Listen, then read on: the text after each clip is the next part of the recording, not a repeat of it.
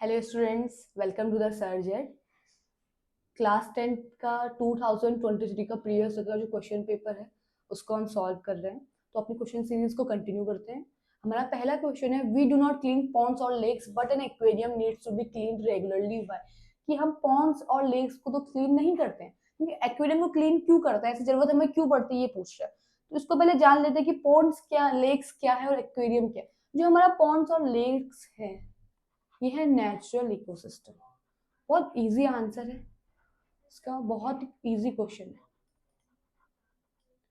Natural ecosystem, वहीं पे जो एक्वेरियम है हमारा ये है मैन मेड इकोसिस्टम। ठीक है, अब देखिए अगर नेचुरल इकोसिस्टम की अगर हम बात करें तो नेचुरल इकोसिस्टम में प्रोड्यूसर्स है, कंज्यूमर्स है, तो यहाँ पे डिकम्पोजर्स भी प्रेजेंट रहते हैं। नेचुरल इकोसिस्टम में डिकम्पोजर्स प्रेजेंट रहते हैं, इसलिए अगर कोई चीज वहां पे, कोई एनिमल या कोई भी प्लांट या कोई भी लिविंग थिंग अगर वो डेड हो भी गया तो डिकम्पोजर्स उसको डिकम्पोज कर देते हैं।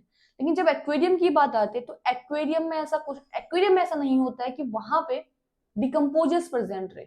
अगर डिकम्पोजर्स प्रेजेंट नहीं है तो वहां पे अगर कोई प्लांट भी डेड हो गया या कोई लिविंग थिंग भी डेड हो गई, कोई एनिमल डेड हो गया, तो वहां पे डिकम्पोजर्स की ना होने की वजह से वो डिकम्पोज ही नहीं होगा और वो पूरे एक्वेरियम को खराब कर देगा। पूरे एक्वेरियम को खराब होने से बचाने के लिए हमें एक्वेरियम को डेली बेसिस पे क्लीन करना होता है, रेगुलरली हमें क्लीन करना होता है। वहीं पे पॉन्ड्स और लेक्स को नहीं करती हूँ, क्यों? नेचुरल इकोसिस्टम है, एक्वेरियम हमारा मैन मेड इकोसिस्टम है। मैन मेड इकोसिस्टम में डिकम्पोजर्स प्रेजेंट होते ही नहीं है, डिकम्पोजर्स प्रेजेंट नहीं होगा तो डिकम्पोज नहीं होगा। तो इतना सा इसका आंसर है, बहुत इजी क्वेश्चन था। आगे मूव करते हैं।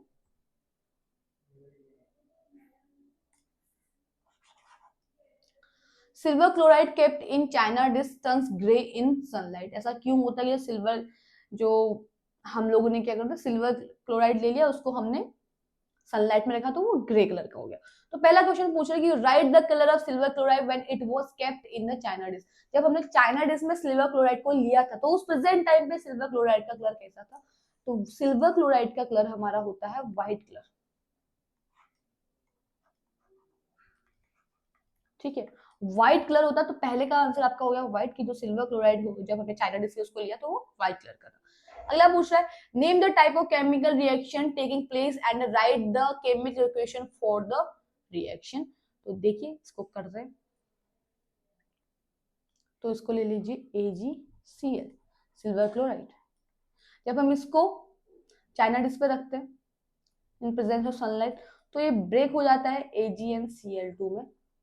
तो यहाँ पे हम 2Ag ले लेंगे, 2Ag एंड Cl2 में ये ब्रेक हो जाता है। तो ये आपकी रिएक्शन होती है और इस रिएक्शन को हम बोल देते हैं डिकम्पोजिशन रिएक्शन।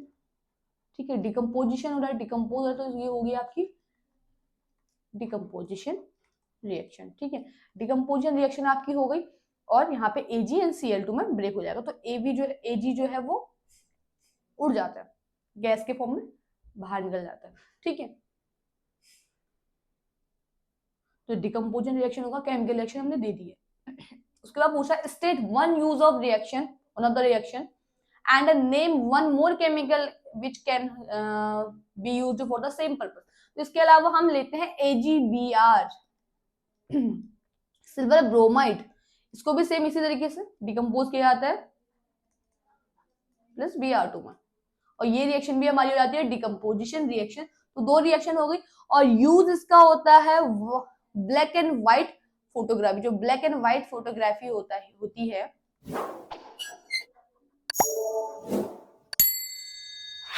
तो जो ब्लैक एंड व्हाइट फोटोग्राफी होती है उसमें यूज किया जाता है सिल्वर क्लोराइड और सिल्वर ब्रोमाइड का। ठीक है, तो दो रिएक्शन आपकी होगी AgCl and AgBr, aluminium chloride and aluminium sorry silver chloride and silver bromide. With the help of suitable chemical equations, list the two main differences between roasting and calcination. How is matter reduced from the product obtained after roasting? Calcination of the ore. Write the chemical equation for the reaction involved. ठीक है, हमें chemical equation देनी है, उसमें हमें roasting और calcination के बारे में देखना है। सबसे पहले तो देखते हैं कि रोस्टिंग क्या होती है, कैल्सिनेशन क्या होता है।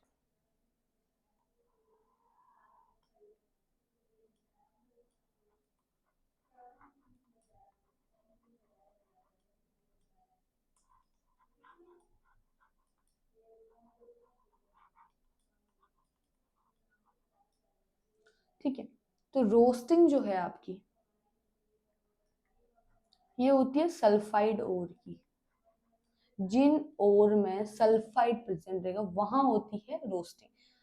कार्बोनेट ओर के लिए हम करते हैं कैल्सिनेशन। ठीक है, ठीक हो गया। इक्वेशन दे दीजिए, ले लीजिए जिंक सल्फाइड। इसको जब हम, एक मिनट, इसकी रिएक्शन हम कराएंगे O2 के साथ, तो बनता है ZnO प्लस SO2। ठीक है, यहां पे आपकी जो सल्फर है वो बाहर निकल जाती है। वहीं पे कार्बोनेट ओर की बात करें हम, तो हम ले लीजिए ZnCO3।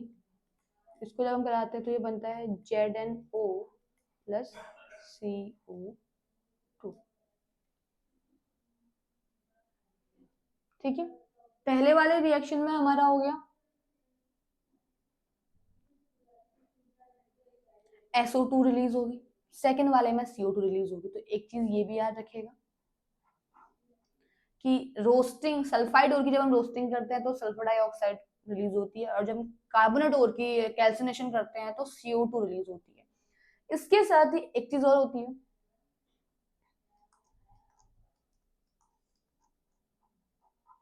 प्रेजेंस ऑफ O2 या एयर, अब्सेंस, अब्सेंट। रोस्टिंग जब होती है तो वो होती है प्रेजेंस ऑफ ऑक्सीजन या प्रेजेंस ऑफ एयर। एयर की प्रेजेंस में हम रोस्टिंग करते हैं।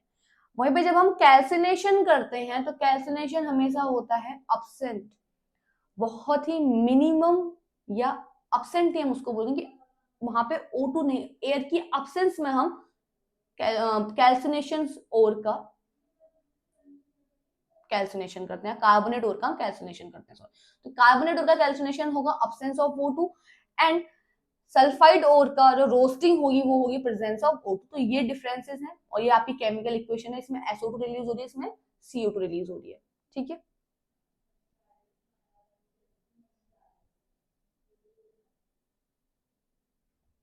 इसके अलावा अब पूछ रहा है how is metal reduce from the product often after roasting calcination of the ore, that the chemical equation for reaction involve. ठीक है, अब रोस्टिंग और कैल्सिनेशन तो हमने कर, हमें यहाँ भी ZnO मिल गया, हमें यहाँ भी ZnO मिल गया। अब इनकी रिफाइनिंग करनी, इनसे हमें मेटल बनाना है। Zn ऑक्साइड, जो आपका जिंक ऑक्साइड है, इस जिंक ऑक्साइड से हमें मेटल बनाना है। अब वो कैसे हो, यहाँ पे तो रोस्टिंग कंप्लीट हो गई, यहाँ पे कैल्सिनेशन कंप्लीट हो गई, वो कैसे होगा वो आगे देखते हैं।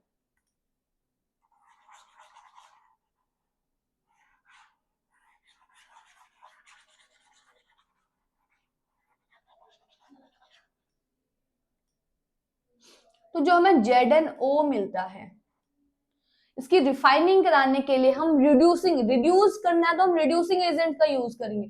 हमने कि मेटल को रिड्यूस करना है, मेटल निकालना है, हमने जिंक ऑक्साइड से मेटल बनाना है, तो उसके लिए हम रिड्यूसिंग एजेंट का यूज करते हैं। तो जिंक ऑक्साइड की जब हम बात करते हैं तो वहां पे हम यूज करते हैं कार्बन। कार्बन हम यूज करते हैं एज अ रिड्यूसिंग एजेंट। जब कार्बन को यूज किया जाता है तो ब्रेक डाउन होता है Zn प्लस CO, ये बनती है हमारी कार्बन मोनोऑक्साइड, और हमें मिल जाता है हमारा मेटल। रिफाइन हो जाती है, हमें जिंक का मेटल यहाँ पे मिल जाता है। ठीक है, आफ्टर रिफाइनिंग। तो कैल्सिनेशन और रोस्टिंग करने के बाद फिर हम करते हैं रिफाइनिंग, और ये आपकी केमिकल इक्वेशन है। Right the chemical equation for the reaction involve. ठीक है, आगे मूव करेंगे। What is the first step in the breakdown of glucose during aerobic and anaerobic respiration? Where does it takes place? ठीक है, अब देखिए aerobic and aerobic respiration क्या होता है, प्रेजेंस ऑफ O2। ठीक है, और एनोबिक रेस्पिरेशन में अब्सेंस ऑफ O2 हो जाएगा।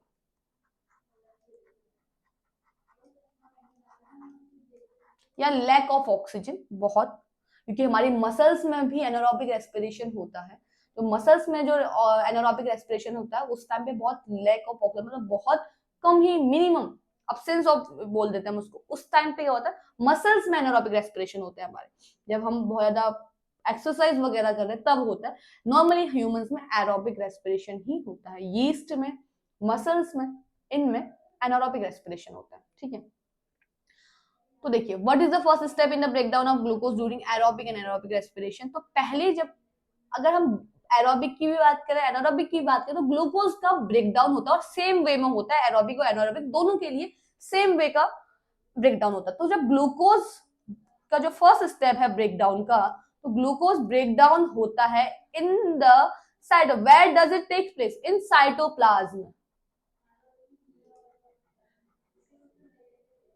साइटोप्लाज्म में पड़ा होगा जहां पे सारे सेल ऑर्गेनेल्स फ्लूट कर रहे हैं, जेली लाइक स्ट्रक्चर होता है जो हमारे सेल के अंदर प्रेजेंट रहता है, जिसमें सारे सेल ऑर्गेनेल्स फ्लूट कर रहे होते हैं, तैर रहे होते हैं।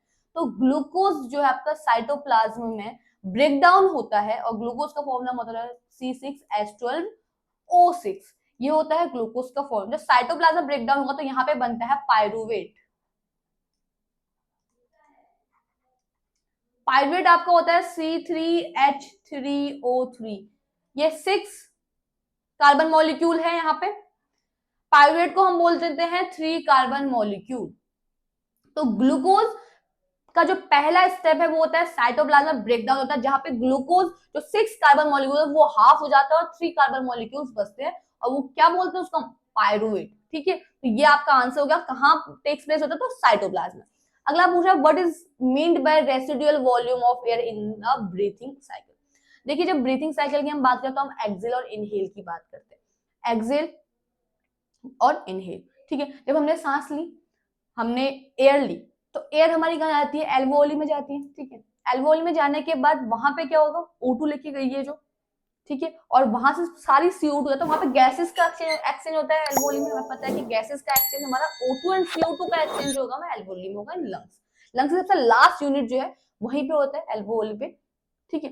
तो वहां पे जब एक्सचेंज होता है O2 एंड CO2 का, तो जब हम सांस छोड़ते हैं, जब हम रिलीज करते हैं, ठीक है, तो वहां पे जब हम एक्सेल करेंगे, एक्सेल करने के टाइम पे भी हमारी जो एल्वोली है वो पूरी तरह से खाली नहीं होती, कि हमने अगर एक्सेल कर लिया तो हमारी पूरी एल्वोली में पूरी एयर ही बाहर निकलेगी, ऐसा नहीं होता है, ठीक है। तो जो एल्वोली को जो परफॉर्म करने के लिए, ब्रीथिंग साइकिल को एक स्टेबल तरीके से परफॉर्म करने के लिए, एल्वोली को कुछ प्रोटेक्शन देने के लिए, प्रिवेंट करने के लिए, जो एयर बचती है, जो एयर उसमें थोड़ा little amount of air already उसमें प्रेजेंट रहती है, अगर हम एक्सेल भी कर देंगे तो पूरी एल्वोली कभी भी सारी एयर एल्वोली की बाहर रिलीज नहीं होगी। तो जो लिटिल अमाउंट ऑफ एयर उस एल्वोली में उस टाइम पे बचता है जब हम एक्सेल करते हैं, उसी को हम बोल देते हैं रेसिडुअल वॉल्यूम ऑफ एयर, ठीक है।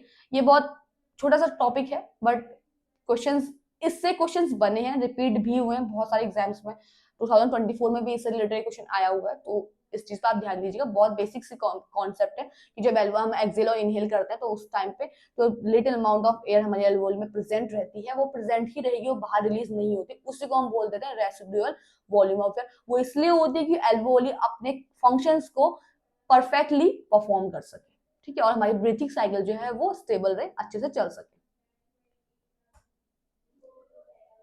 Name the hormone released and the gland which secretes it in human beings during scary situations.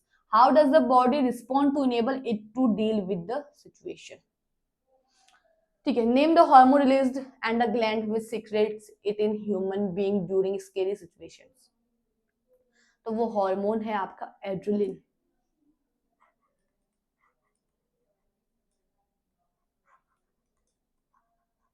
Adrenaline hormone, and कौन सी ग्लैंड से सीक्रेट होता है, आपके एड्रेलिन ग्लैंड से।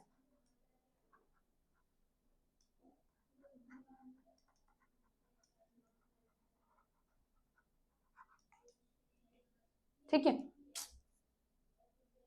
ठीक हो गया, एड्रेलिन हार्मोन एड्रेनल ग्लैंड से। एक minute,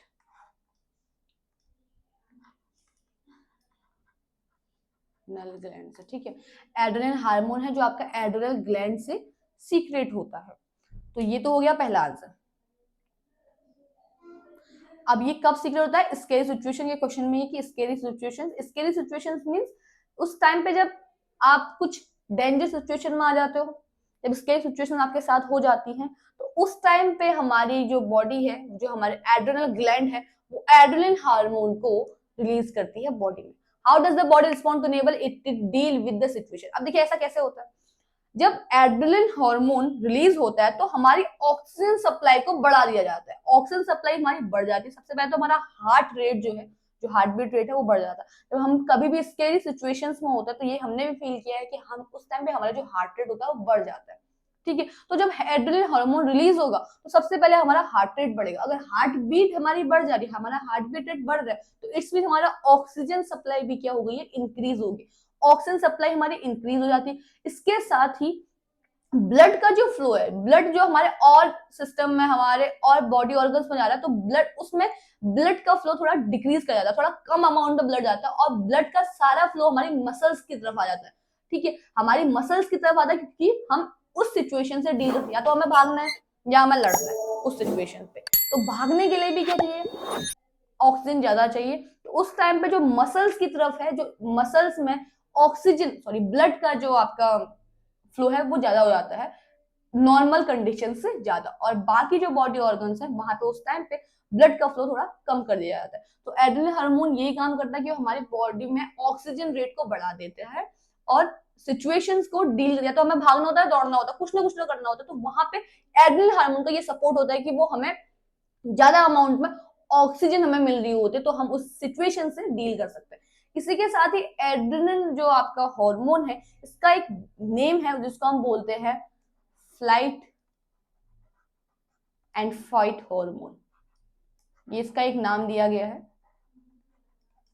flight and fight hormone, ठीक है। तो ये चीज याद रखिएगा, एड्रेनलिन जो हार्मोन है एड्रेनल ग्लैंड से सीक्रेट होगा और ये हमारी बॉडी में ऑक्सीजन सप्लाई को बढ़ा देता है, हमारी हार्ट बीट रेट को बढ़ा देता है। इसी के साथ ही जितना भी ब्लड का फ्लो है वो किस डायरेक्शन में आता है, मसल्स की डायरेक्शन में आ जाता है और बाकी डायरेक्शन में ब्लड फ्लो कम हो जाता है, ठीक है। तो आज की क्वेश्चन सीरीज जो है हमारी वो यहीं पे कंप्लीट होती है। हमारी क्वेश्चन सीरीज अगर आपको पसंद आई है तो ऐसे जल्द ही हमारी बाकी क्वेश्चन सीरीज भी जल्दी चैनल पर अपलोड हो जाएगी, तो हमसे जुड़े रहिएगा और हमारे चैनल को सब्सक्राइब कीजिएगा। Thank you, wish you all the best.